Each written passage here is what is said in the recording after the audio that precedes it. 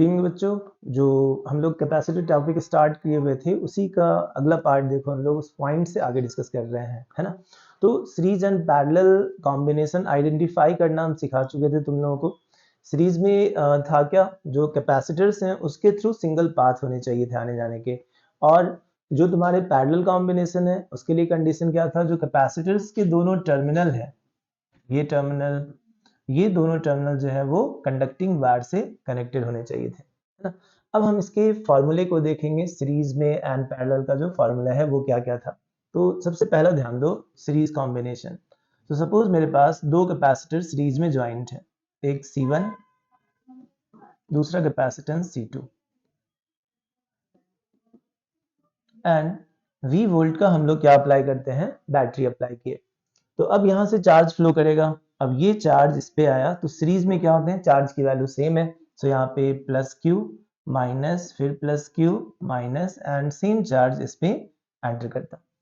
Series में जो तुम्हारे पास पहला फॉर्मूला है that is the C equivalent. C equivalent कैसे कैलकुलेट करते हो इसमें, so 1/C equivalent is equals to 1/C1 plus 1/C2 plus 1/C3, अगर एक से ज्यादा होंगे तो, एंड ऐसे हम लोग सी इक्विवेलेंट की वैल्यू फाइंड करते हैं। अब देखो पहला ये तुम्हें याद रखना है। दूसरा, अगर हम दो कैपेसिटर्स के लिए हम लोग सी इक्विवेलेंट की वैल्यू फाइंड करें, क्योंकि कैलकुलेशन हम लोगों को फास्ट करना है, तो हम लोग दो के लिए ऐसे फॉर्मूला याद रख लेते हैं। फॉर टू कैपेसिटर्स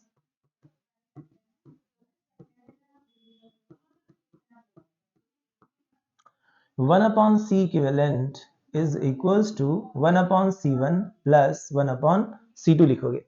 अब इसका हम लोग इक्विवेलेंट वैल्यू निकालेंगे, देन C1 C2, ऊपर जो आता that will be C2 plus C1, and this comes out 1/C equivalent. So C equivalent is equals to C1 C2 divided by C1 plus C2 है। तो हम लोग याद रखेंगे product divided by sum. So इस फॉर्म में याद रखोगे ये फॉर्मूला, जिससे हम कैलकुलेशन फास्ट कर सकेंगे। तीसरा पार्ट, इसके क्रॉस जो वोल्टेज होगा वो वोल्टेज क्या होना है, डिफरेंट। यहाँ पे देखो Q बाई C1 इसके क्रॉस का वोल्टेज होता, इसके क्रॉस का वोल्टेज Q अपॉन C2 आना, so voltage will be different. So let that voltage V1 and V2। So V1 and V2 जो है वो वोल्टेज की वैल्यू है। अब हम लोग डायरेक्टली ये V1 V2 निकालेंगे। ऑब्वियसली V1 अगर तुम देखोगे तो होगा कितना, Q divided by C1, Q by C। इस पे V2 की वैल्यू कितनी होगी, तो Q डिवाइडेड बाई C2, है ना। सो बट इसको कैलकुलेशन फिर इजी करने के लिए हम इसको जब फाइनली सॉल्व करते हैं तो ये इस फॉर्म में आएगा।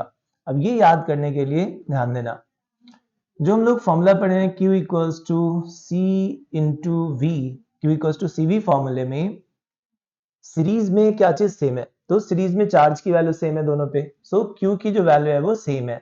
सो V and C are inversely proportional. यहां से अगर तुम V कैलकुलेट करोगे then this will be Q divided by C। So V और C क्या है, इनवर्सली प्रोपोर्शनल है। So if you find the potential difference across C1, then we get V1 equals to, अब ये इनवर्सली प्रोपोर्शनल है तो इसके क्रॉस का वोल्टेज क्या होगा, C2 divided by C1 plus C2। So this comes out C2 divided by C1 plus C2 multiplied by the applied voltage V।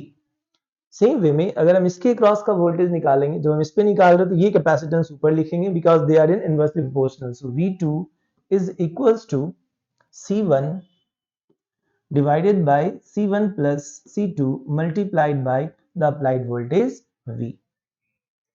So इस फॉर्मूले से हम लोग वोल्टेज काउंट करेंगे, C इक्विवेलेंट की वैल्यू काउंट करेंगे। हम ये नहीं बोल रहे हैं कि ये तुम फॉर्मूला याद ही रखो, बट होगा क्या, इससे तुम्हारे कैलकुलेशन थोड़े से इजी हो जाएंगे। जो लंबे लंबे कैलकुलेशन आएंगे वहां पे तुम कैलकुलेशन फास्ट कर पाओगे, तो इसलिए तुम्हें ये फॉर्मूला याद रखना है। अभी हम अप्लाई करके सिखाएंगे कि कैसे क्वेश्चन बनाते हैं। This is your series formula. Next is your parallel combination. So देखो parallel combination के लिए, for parallel combination मान लो मेरे पास जो कैपेसिटर्स हैं C1 C2 एंड इसके क्रॉस हम लोग बैटरी कनेक्ट किए V वोल्ट। अब यहां से जो चार्ज फ्लो करेगा Q, आगे आने के बाद Q डिवाइड हो जाएंगे क्योंकि यहाँ पे दो रास्ते हैं। सो इस साइड मान लो चार्ज की वैल्यू कितनी आई Q1, और इस साइड जो चार्ज आ रहा है वो कितना Q2। सो इस पे भी plus Q1 minus Q1 plus Q2 minus Q2, और ये दोनों Q1 और Q2 यहाँ पे आगे टोटल चार्ज Q के इक्वल होते हैं। तो पहला फॉर्मूला पैरेलल के केस में हम लोग कैसे याद रखते हैं इक्विवेलेंट का, C equivalent is equals to C1 plus C2 plus dot dot. So ये हम लोगों का C इक्विवेलेंट की वैल्यू आई। फिर यहाँ पे चार्ज अलग है, बट इन दोनों कैपेसिटर्स के क्रॉस का जो वोल्टेज है वो वोल्टेज क्या होगा, इक्वल। सो पैरेलल्स में वोल्टेज अगर मान लो इस पॉइंट और इस पॉइंट के बीच का पोटेंशियल डिफरेंस 10 है, तो इसको भी 10 वोल्ट मिलना है और इसको भी 10 वोल्ट मिलना है। सो इसके क्रॉस के वोल्टेज सेम होंगे। So voltage are same and charge are different. अब अगेन देखो Q इक्वल्स टू CV फॉर्मूले से, इस फॉर्मूले में पैरेलल में वोल्टेज क्या था तुम्हारा, सेम है, और अगर वोल्टेज सेम है तो जो चार्ज इस साइड या इस साइड आ रहा है उसकी वैल्यू हम लोग डायरेक्ट निकाल सकते हैं। अब देखो अगर तुम्हें Q1 निकालना है तो मुझे पता है इसके क्रॉस का वोल्टेज क्या होगा, बैटरी का वोल्टेज है ना। So we can write directly as C1 into V। इसके क्रॉस का वोल्टेज निकालोगे तो क्या आएगा, C2 into this voltage. But जब तुम लंबे लंबे क्वेश्चन सॉल्व करोगे वहां ना ये वोल्टेज नहीं पता होगा कि इसके क्रॉस का वोल्टेज कितना है। जैसे यहाँ पे तुम्हें वोल्टेज मालूम है कि बैटरी का वोल्टेज उसको मिल रहा है, तो एग्जाम्पल आगे डिस्कस करेंगे उसमें ये वोल्टेज अगर नहीं मालूम होगा तो ये जो फॉर्मूला लिख रहे हैं उससे हम लोग इजी वे में वोल्टेज या चार्ज की वैल्यू फाइंड कर सकते हैं। सो इस केस में देखो ये बोले कि V सेम है, so Q and C are directly proportional, और डायरेक्टली प्रोपोर्शनल है, सो इस साइड जो चार्ज अगर आया, if you write Q1 then we write ये कैपेसिटेंस ऊपर C1 divided by the sum C1 plus C2 and whole multiply by, charge निकाल रहे हो तो टोटल चार्ज से मल्टीप्लाई कर लो। This will be the amount of charge flowing in this side. Similarly Q2 की वैल्यू अगर फाइंड करोगे कि इस साइड कितना चार्ज आया, then that value will be C2 divided by the sum C1 plus C2 and whole multiplied by the charge. So series और parallel में, series में चार्ज की वैल्यू सेम थी तो वोल्टेज कैलकुलेट करना आना चाहिए, और पैरेलल में वोल्टेज की वैल्यू सेम है तो चार्ज की वैल्यू कैलकुलेट करना आना चाहिए। तो ये दो फॉर्मूला काफी हेल्प करेगा आगे। एंड सीरीज के लिए जो पैरेलल के लिए जो फॉर्मूला है C इक्विवेलेंट का वो इसके इक्वल है। तो अब हम लोग सीरीज एंड पैरेलल में चार्ज निकालना और वोल्टेज निकालना सीख लिए। तो हम एक एग्जांपल बताते हैं पहले इसको अप्लाई करने का। सो ध्यान दो, सपोज मेरे पास छोटा सा क्वेश्चन ले रहा है, एक 4 माइक्रोफेराड का और दूसरा 6 माइक्रोफेराड का कैपेसिटर है, दोनों को हम लोग सीरीज में ज्वाइन किए। V volt, let this voltage is 6 volt. अब हमसे कहा क्वेश्चन में कि बता इसके क्रॉस कितना वोल्टेज है V1। तो हम लोग डायरेक्टली फॉर्मूला भी लगा सकते हैं, और अगर प्रोसेस वाइज जाओगे तो यहाँ पे हम लोग क्या निकाल लेंगे, C इक्विवेलेंट। C इक्विवेलेंट से टोटल चार्ज आ जाएगा Q, और टोटल चार्ज आ गया तो Q by C1 is this V1 and again Q by this C which is 6 is equals to V2। तो डायरेक्टली वहां से भी निकाल सकते हो, बट यहाँ पे हम लोग डायरेक्टली फॉर्मूला यूज कर रहे हैं। चार्ज सेम है, अब ये नहीं कि तुम याद रखो ऐसे, सिंपल ये याद रखना Q इक्वल्स टू CV, और तुम्हें ये देखना है क्या चीज सेम होता है। सीरीज में चार्ज सेम है तो Q C एंड V क्या है, इनवर्सली प्रोपोर्शनल। से if you write V1 then we write this capacitance ऊपर, इसके क्रॉस निकाल रहे हो इनवर्सली प्रोपोर्शनल है तो ये कैपेसिटेंस ऊपर 6 upon 6 plus 4 multiplied by the applied voltage which is 6। सो ये वोल्टेज हो जाएगा 1 के क्रॉस। सिमिलरली अगर इसके क्रॉस वोल्टेज निकालने जा रहे हो V2 then V2 equals to this C1 4 upon 4 plus 6 and whole multiplied by the applied voltage, and that voltage is again 6 volt। so यहाँ से V1 and V2 फाइंड कर सकते हैं। तो अभी हम बेसिक क्वेश्चंस डिस्कस किए हैं फॉर्मूले वाइज, अभी हम कुछ और फॉर्मूला पहले डिस्कस करते हैं। देखो सीरीज और पैरेलल आइडेंटिफाई करने का एक दूसरा पॉइंट है जिसको हम लोग बोलते हैं कंसेप्ट ऑफ इक्विपोटेंशियल पॉइंट्स, है ना। अब देखो वो क्या कहता है, अगर किसी भी दो पॉइंट के क्रॉस, मान लो मेरे पास पॉइंट 1 है पॉइंट 2 है, इन दोनों के बीच तुम कंडक्टिंग वायर को कनेक्ट करते हो, है ना। तो जब हम दो पॉइंट के बीच कंडक्टिंग वायर कनेक्ट करेंगे, सपोज इसके बीच ऐसे वायर ज्वाइन किए, but this should be conducting wire.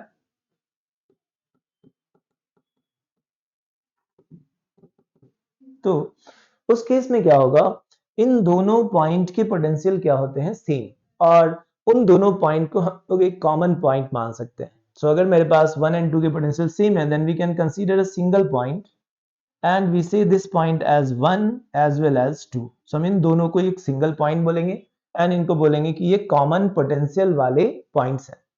Actually potential drop होता कब है, देखो जब दो पॉइंट के बीच में ना सर्किट एलिमेंट्स आते हैं। सर्किट एलिमेंट्स में क्या क्या आएगा, बैटरी आ जाए, कैपेसिटर आ जाए, या दो पॉइंट्स के बीच में रेजिस्टेंस आ जाए, आगे इंडक्टर पढ़ोगे। तो ये सारे सर्किट एलिमेंट्स हम लोगों को पूरे 12th के क्लास में पढ़ना है। और ये एलिमेंट्स में अगर करंट फ्लो कर रहा है या चार्ज है, तो दो पॉइंट के बीच का पोटेंशियल चेंज होना है। लेकिन दो पॉइंट के बीच जब कंडक्टिंग वायर है तो इसके क्रॉस वोल्टेज की वैल्यू सेम होती है। तो इसमें सबसे इजी एग्जांपल देखो इसका, मान लो मेरे पास तीन कैपेसिटर ज्वाइंट है and they are connected like this. सबकी वैल्यू हम लोग अभी सी ले रहे हैं, ये तीनों सीरीज में ज्वाइंट है। अब हमसे कहा इन पॉइंट्स के क्रॉस एक वायर का कनेक्शन किए एंड वायर मान लो ऐसे ज्वाइंट है,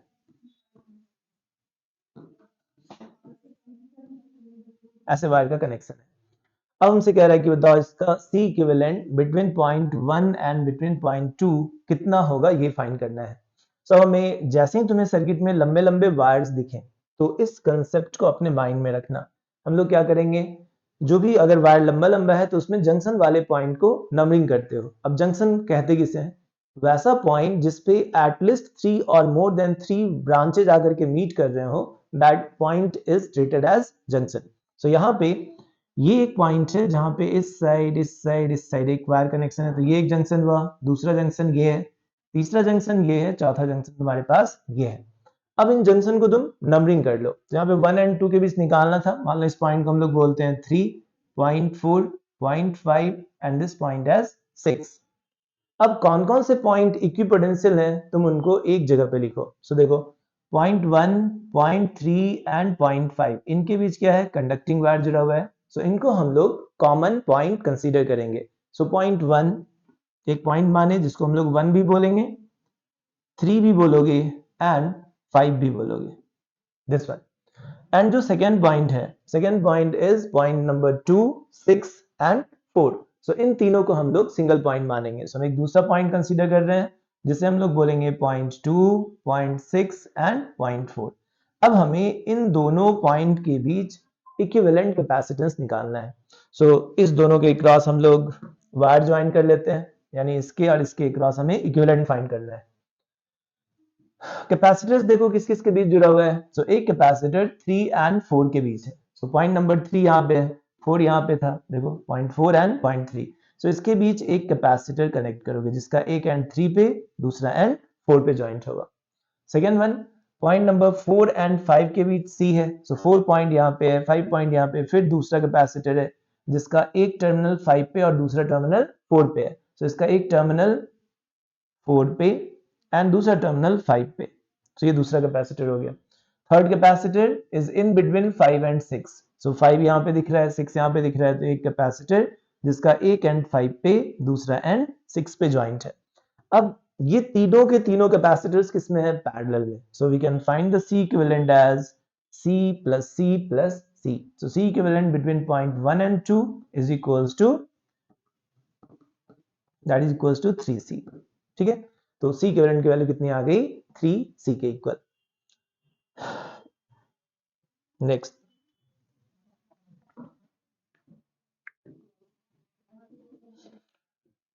अगर किसी कैपेसिटर के दोनों एंड कंडक्टिंग वायर से जुड़े हो, मान लो मेरे पास ये कैपेसिटर है और इसके दोनों टर्मिनल के क्रॉस हम लोग क्या कर देते हैं, कंडक्टिंग वायर जोड़ दिए ऐसे। Suppose this is the conducting wire जिसको हम लोग 0.1 एंड 0.2 को ज्वाइन कर लिए। अब इस कैपेसिटर के क्रॉस का वोल्टेज कितना होगा, तो वोल्टेज हम लोग क्या बोले थे, this V is basically the potential difference between the terminals of capacitor. अब इसका एक टर्मिनल ये है, दूसरा टर्मिनल ये था, तो इस पॉइंट और इस पॉइंट का पोटेंशियल तो सेम हो गया, कंडक्टिंग वायर से जुड़ा हुआ है। So this value is 0 and we write V equals to Q upon C। तो यहां से अगर तुम Q कैलकुलेट करोगे, this Q will be C multiplied by 0, this goes to 0।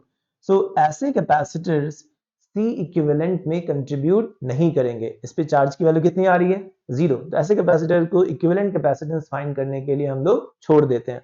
जैसे इस पे एग्जांपल देखो,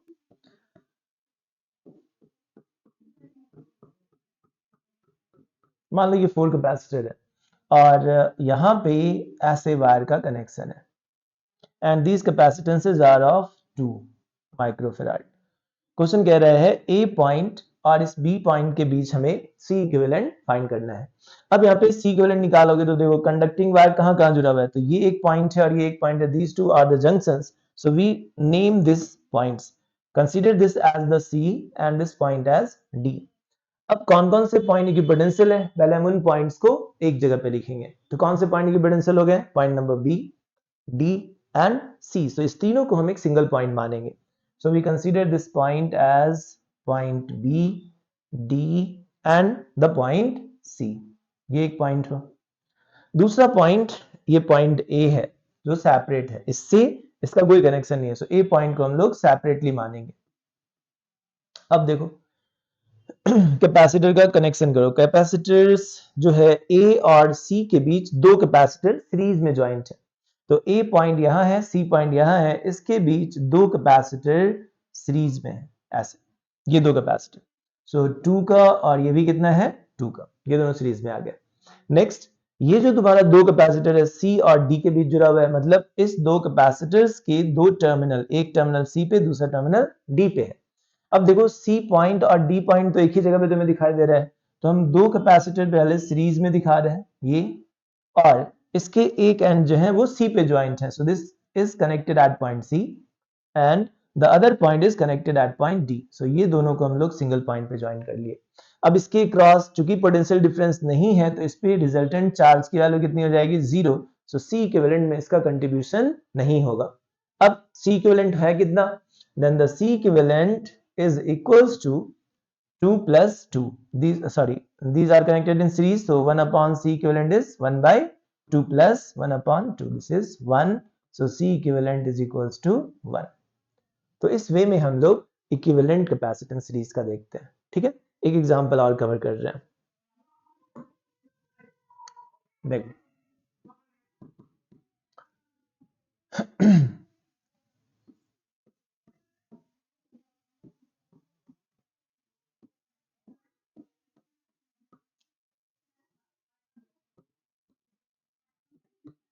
suppose these are the points A and B. ये capacitance 4 microfarad. This is also of 4 microfarad and ये value let 2 microfarad. अब हमसे कहा इसका equivalent capacitance A and B के क्रॉस कितना होगा। तो फिर से हमें क्या दिख रहा है? देखो लंबे लंबे वायर्स दिख रहे हैं, तो हम लोग उस जंक्शन वाले पॉइंट को नंबरिंग कर लेते हैं। तो जंक्शन वाले पॉइंट्स तुम्हारे पॉइंट ये हैं और अगला पॉइंट जो है वो ये है। These are the two junctions.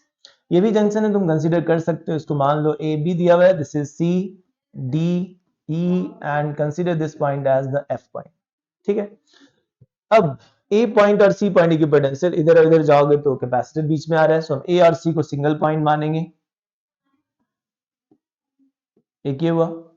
दूसरा बी एफ डी और ई, ये सबके सब क्या है? Equipotential. So we consider the second point as B F D and E, ये सेकंड पॉइंट। अब कैपेसिटर्स ज्वाइन करो। C के बीच और E के बीच 4 वाला कैपेसिटर है। सो C पॉइंट यहां है, E पॉइंट यहां है, इसके बीच जो कैपेसिटर है that is of 4 microfarad. Similarly ये पॉइंट C और D, इसके बीच भी 4 है। सो C पॉइंट यहां पे, D पॉइंट यहां पे, इसके बीच भी 4 वाला कैपेसिटर है।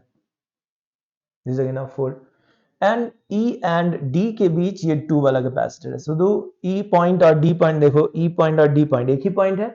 सो हम इस कैपेसिटर के दोनों टर्मिनल को इस पॉइंट पे ज्वाइन करेंगे। अब इस कैपेसिटर का कोई कंट्रीब्यूशन नहीं, अब ऊपर वाले कंसेप्ट के according. So what will be the C equivalent? C equivalent, these two are connected in parallel, so C equivalent is C1 plus C2, so 4 plus 4. So 8 microfarad is the equivalent capacitance. ठीक है, तो ऐसे अब series and parallel identify कर लोगे। अब plates वाले questions भी आते हैं, सो हम लोग कुछ एक एग्जांपल बताते हैं प्लेट वाला कैसे करते हैं।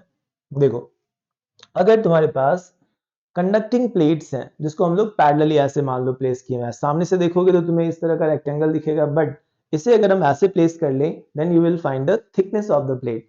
सो सपोज मेरे पास तीन प्लेट्स ऐसे जॉइंट है, plate 1, plate 2, plate 3 and plate 4, और इन्हें अल्टरनेटली मान लो हम कनेक्ट कर लेते हैं कंडक्टिंग वायर से। इसे और इसे कंडक्टिंग वायर से ज्वाइन कर लिए।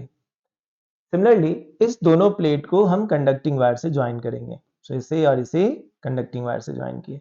Consider the point A and consider point B. अब तुमसे एक क्वेश्चन में कह रहा है कि किसी भी दो कंडक्टिंग प्लेट के बीच का जो डिस्टेंस है वो सेम है अभी के लिए। मान लो ये डिस्टेंस डी है, ये डिस्टेंस भी डी है, ये डिस्टेंस भी डी है। प्लेट एरिया की जो वैल्यू है that plate area is a, और यहाँ प्लेट्स के बीच में एयर फिल्ड है, मतलब कोई मटेरियल या डाइलेक्ट्रिक प्लेस नहीं की हो। अब हमसे कहा कि इसका इक्विवेलेंट कैपेसिटेंस बताओ। तो अब हम लोग प्लेट को नंबरिंग कर लेते हैं। प्लेट भी कंडक्टिंग वायर के जैसा है, सो हम मान लो इसे plate number 1, plate 2, plate 3 and plate 4 बोले। अब इसमें कौन कौन से प्लेट इक्विपोटेंशियल थे, मतलब कंडक्टिंग वायर से कौन कौन से पॉइंट जुड़े हुए, देखो 1, B एंड 3, ये तीनों क्या है तुम्हारे इक्विपोटेंशियल पॉइंट्स हैं।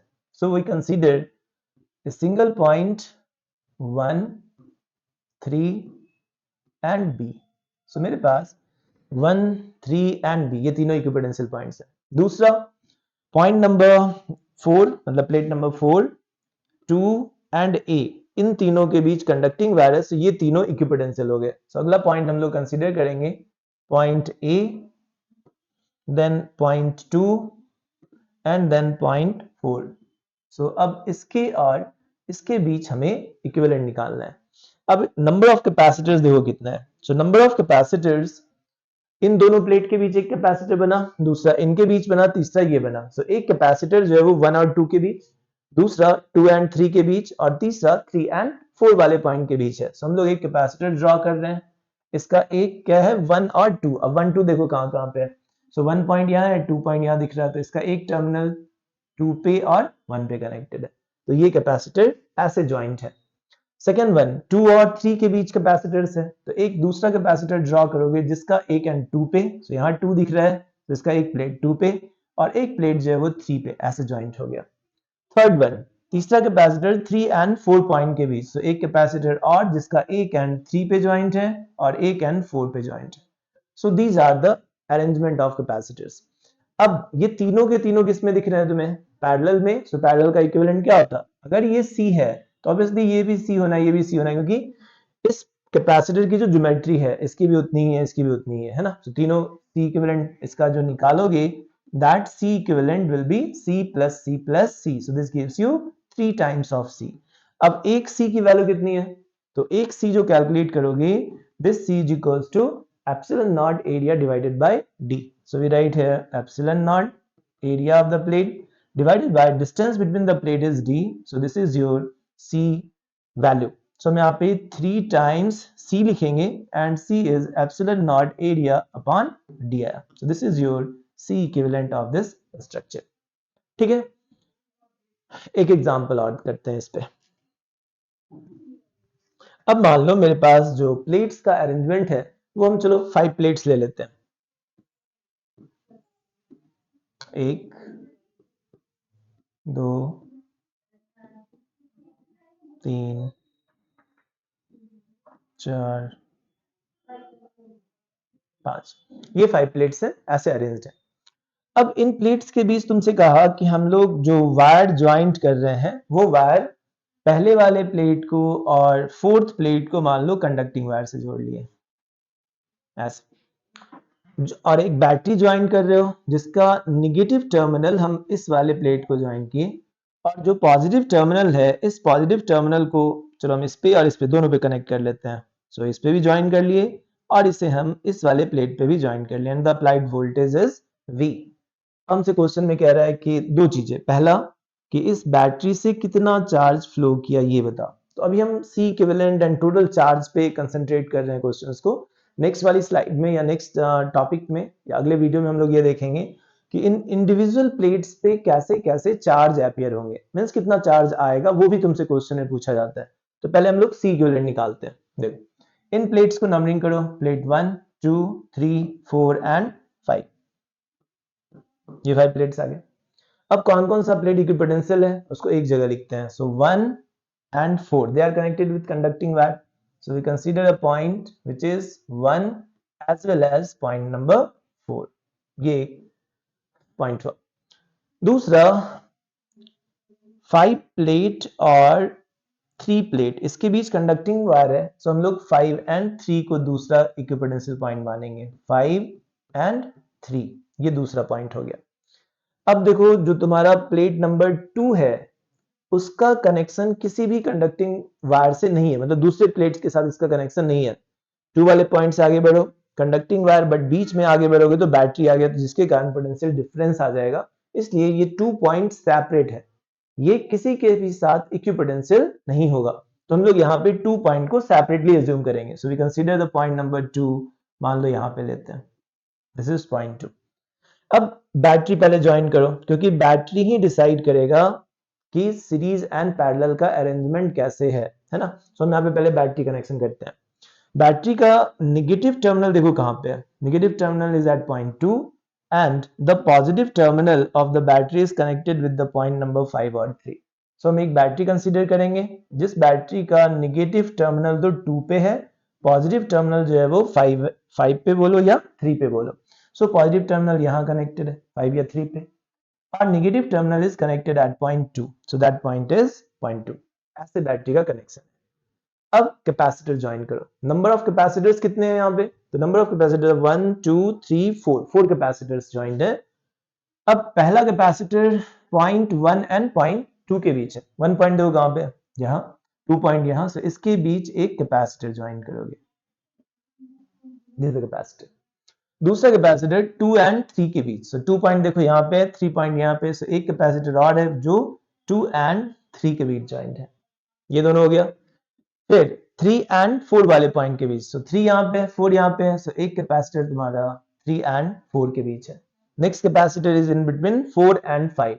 अब देखो 4 पॉइंट एंड 5 पॉइंट, एक कैपेसिटर और जोड़ोगे जिसका एक टर्मिनल 4 पे और दूसरा टर्मिनल कहाँ पे है, 5 पे ज्वाइंट है।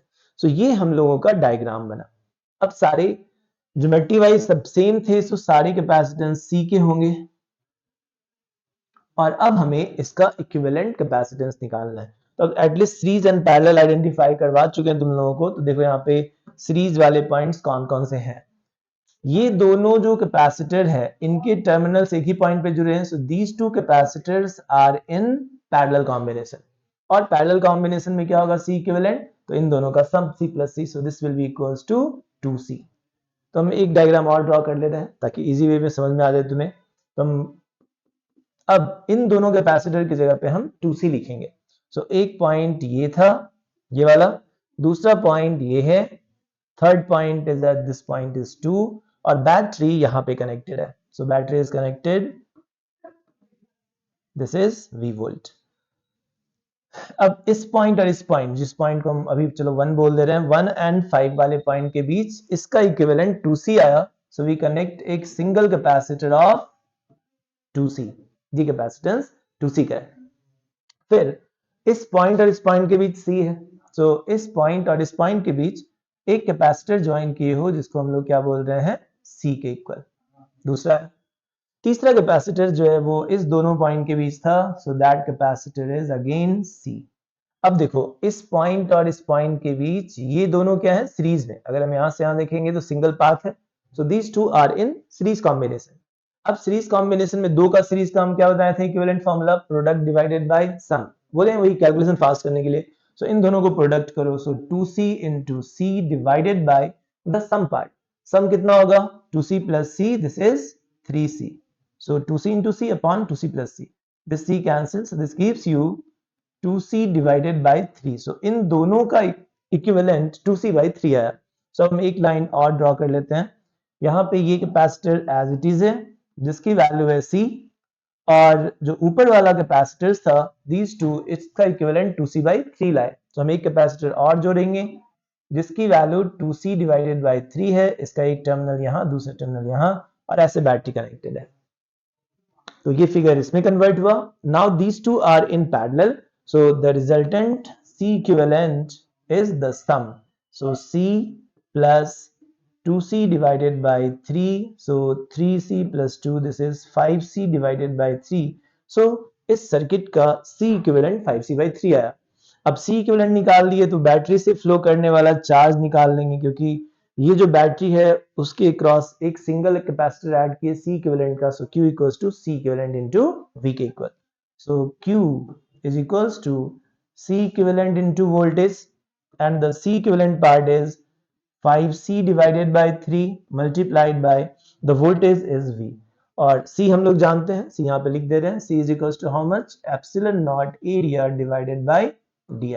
So this is the way to find the equivalent capacitance and the net charge flowing from the battery in case of parallel plates. ठीक है, चलो नेक्स्ट देखते हैं.